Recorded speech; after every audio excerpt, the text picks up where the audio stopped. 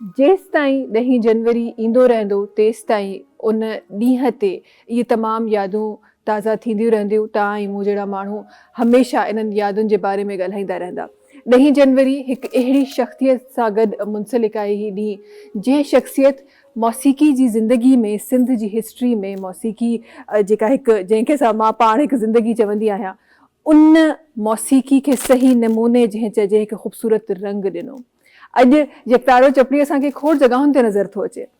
यकतारो चपड़ी उहे इंस्ट्रूमेंट आहिनि जंहिंखे असां ॾिसी सुञाणींदा आहियूं त इहा ट्रेडिशनल म्यूज़िक आहे, सूफ़ी म्यूज़िक आहे, जंहिंखे असां पंहिंजो म्यूज़िक सम्झंदा आहियूं, सिंध जो म्यूज़िक सम्झंदा आहियूं।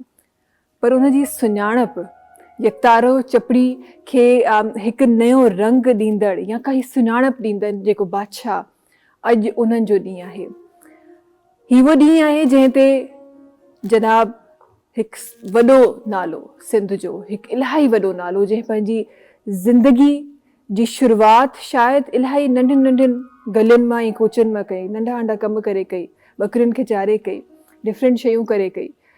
पर उन्हनि जी जॾहिं यकतारो ऐं चपड़ी जो साथ उन्हनि सां गॾु थियो त उन्हनि सिंध जे छा, पाकिस्तान जे छा, दुनिया जे कुंड कुच में हिन रंग खे, हिन साज़ खे मुतारिफ़ करायो। असां ॻाल्हि करे रहिया आहियूं मोहतरम जनाल चांडियो साहब जी। ही उहो नालो जंहिं नाले खे शायदि जेतिरो असां तारुफ़ जंहिंजो करायूं ओतिरो घटि आहे। ही हिकु नालो न, हिकु हिस्ट्री आहे। ही हिकु म्यूज़िक जो हिकु सुञाणप आहे ही नालो। इन खां पहिरीं बि साज़ खोड़ सारा हूंदा हुआ, इन खां पहिरीं बि यकतारो चपड़ी हूंदो हो, पर उन्हनि यकतारो चपड़ी सां असांखे मुतारिफ़ करायो। उन्हनि उहा म्यूज़िक मुतारिफ़ कराई जेका शायदि इन्हनि खां पहिरीं जॾहिं ॻोठनि में या नंढनि नंढनि शहरनि में जॾहिं के रिक्शा हलंदा हुआ, के बसूं हलंदियूं, त के बॉलीवुड जा के ॾाढा पुराणा सॉन्ग्स हलंदा हुआ। जलाल चांडियो साहब उहे हस्ती हुआ जिन जॾहिं कैसेट्स जे दौर में क़दम रखियो हो। जॾहिं उन्हनि जूं कैसेट्स अचणु शुरू थियूं हुयूं, न सिर्फ़ु उन्हनि रिक्शाउनि तां, उन्हनि बसुनि तां, उन्हनि जॻहुनि तां उहे कैसेट्स रिप्लेस थियूं जलाल चांडियो जे आवाज़ में, बल्कि उहे शख़्सियत हुआ जिन पंहिंजी ज़िंदगी में 10,000 खां वधीक कलाम छॾे विया आहिनि।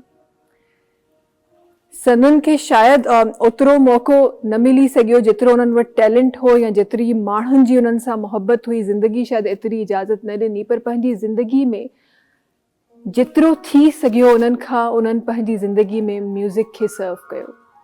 चयो वियो वञे थो त 1000 खां वधीक कैसेट्स आहिनि जेके जलाल चांडियो साहब जे नाले थियो। चयो इहो वञे थो त उन हर हिकु कैसेट में उहो हर हिकु गानो जॾहिं रिलीज़ थींदो हो, अच्छा रिलीज़ थियण खां पहिरीं बि माण्हुनि खे इंतज़ारु हूंदो हो, माण्हू ऐं दुकानुनि ते पुछंदा जलाल चांडियो जी कैसेट कॾहिं ईंदी, ऐं जॾहिं ईंदो हो, जॾहिं रिलीज़ थींदो हो त हर जॻह ते उन कैसेट्स जा उन्हनि गाननि जूं गूंजूं हूंदियूं हुयूं।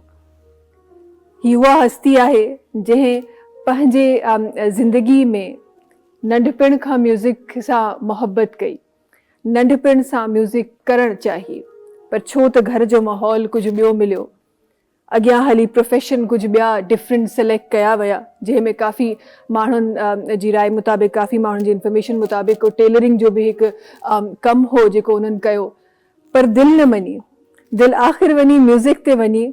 ऐं उहा मोहबत जेका म्यूज़िक सां जलाल चांडियो साहब खे हुई, उन्हनि तमामु माण्हू जेके उन्हनि जा परिस्तार हुआ, उन्हनि सां ओतिरी ई मोहबत कई जेतिरी जलाल चांडियो साहब खे म्यूज़िक सां मोहबत हुई। अॼु उन्हनि जी 23rd डेथ एनिवर्सरी आहे, जंहिंमें तव्हां ऐं मां ॿई हिन प्रोग्राम में शामिलु आहियूं। अॼु न सिर्फ़ु जलाल चांडियो साहब जे गाननि खे यादि कयो वेंदो, जेके अॻे सां वक़्तन फ़वक़्तन हर जॻह ते, हू म्यूज़िक अहिड़ी आहे जंहिंखे तव्हां पंहिंजी ज़िंदगी मां कढी नथा सघो, न किथे ज़रूरु मिलंदी।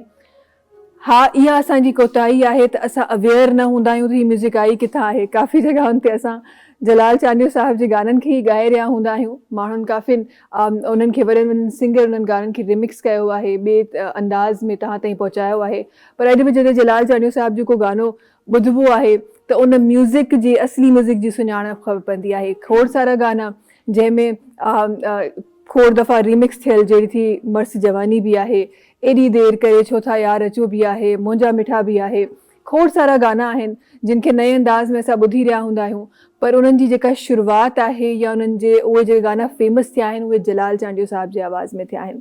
अॼु ही नंढड़ी सी कॉन्ट्रीब्यूशन आहे ऐं ही नालो एतिरो वॾो आहे जंहिंजे साम्हूं ही प्रोग्राम शायदि इलाही नंढड़ो आहे, पर असां कोशिशि कई आहे त सिंध जे उन फोक सिंगर, उन सूफ़ी सिंगर खे पंहिंजे प्रोग्राम में सजाए सघूं। हमेशह असांजे दिलनि में त सजियल हूंदो आहे, पर अॼु असां पंहिंजे प्रोग्राम में बि सजाए सघूं। उन्हनि जी यादुनि में अॼोको प्रोग्राम असां डेडिकेट करे रहिया आहियूं। अॼोको मॉर्निंग शो असां जलाल चांडियो साहिब जी डेथ एनिवर्सरी ते उन्हनि खे डेडिकेट करे रहिया आहियूं। ऐं तमामु उहे माण्हू जेके उन्हनि सां मोहबत कनि था, उन मोहबत जो इज़हार, जेका असांजी मोहबत आहे जलाल चांडियो साहिब सां, उन जो इज़हार जो हिकु नंढड़ो मुज़ाहिरो असां बि उन में कॉन्ट्रीब्यूट करणु चाहियूं था, असां बि उहो मुज़ाहिरो करणु चाहियूं था।